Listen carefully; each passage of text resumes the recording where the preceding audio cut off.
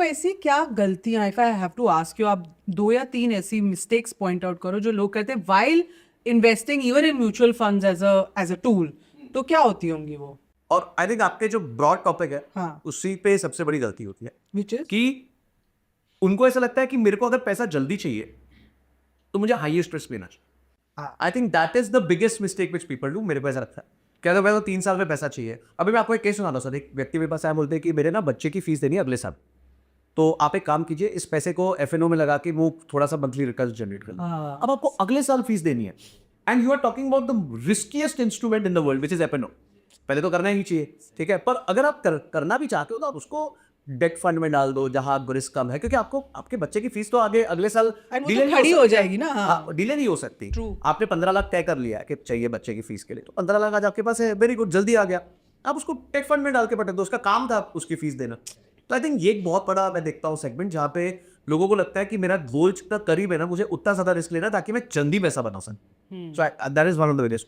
Any other mistake जो आपको लगता है सर? सो आपने जैसे बताया है कि 90% जो पॉडकास्ट आते हैं उसमें यही बताया जाता है कि कैसे फटाफट पैसे बनाने हैं, कैसे ज़्यादा पैसे बनाने हैं।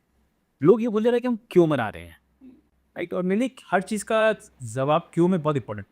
साइमन सिनेक की बुक का वाई, मैं ये वेल्थ मैनेजमेंट स्टार्ट किया तो वाई क्यों आया था, नहीं यूएस यूके छोड़ के इंडिया आया तो क्यों आया था। अगर आपका वाई स्ट्रॉन्ग है ना तो हाउ सब कुछ, हाउ व्हाट सब बन जाए, सब फिगर आउट हो जाए। तो वाई, तो लोग क्या करते हैं, देखते कि मैं इन्वेस्टमेंट कहाँ करूँ, कौन सा फंड पे डालूँ, कौन सा अच्छा सेक्टर में डालूँ, ये टाइमिंग करो, तो उसी गेम में उलझ जाते।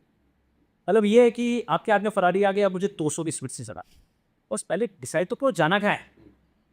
यही आपको पता नहीं है कि आपको जाना क्या है, सरफेस क्या है, और आप स्पीड सोच रहे हो, गलत है। तो लोग खाली टाइमिंग में, बेस्ट फंड चीज करने में, हॉट फ्लेवर, अभी एआई चल रहा है तो चलो एआई में डाल देते हैं, जिस मार्केट ने सबसे अच्छा रिटर्न दिया उस पर डाल देते हैं, जिस फंड हाउस ने सबसे अच्छा रिटर्न दिया उस पर डाल देते हैं, बट पर्पस नहीं। सबसे पहले गोल होना चाहिए, उसके ऊपर आता प्लान, वो गोल्स को अचीव करने के लिए क्या प्लान होना चाहिए, उसके ऊपर आता है जब वो प्लान आपने बना रहे तो एलोकेशन क्या है, उस एलोकेशन आपका एसेट एलोकेशन क्या होना चाहिए, वो डिपेंड करता है आपकी रिस्क प्रोफाइल क्या है, आपने आज तक क्या क्या इन्वेस्टमेंट्स किया। अगर लाइफ लॉन्ग आपने प्रॉपर्टीज में और गोल्ड में और एफडी में किया है, इससे एक पता चलता है कि आप सेफ्टी वाले हो। क्योंकि लोग इंडिया में प्रॉपर्टीज को सेफ मानते हैं, गोल्ड को भी सेफ मानते हैं, हालांकि वो दो एसेट क्लास में बहुत उतार चढ़ाव होता है, लेकिन लोग सेफ मानते हैं।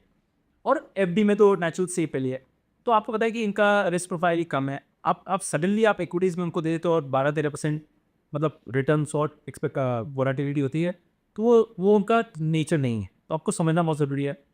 फिर होता है बिहेवियर।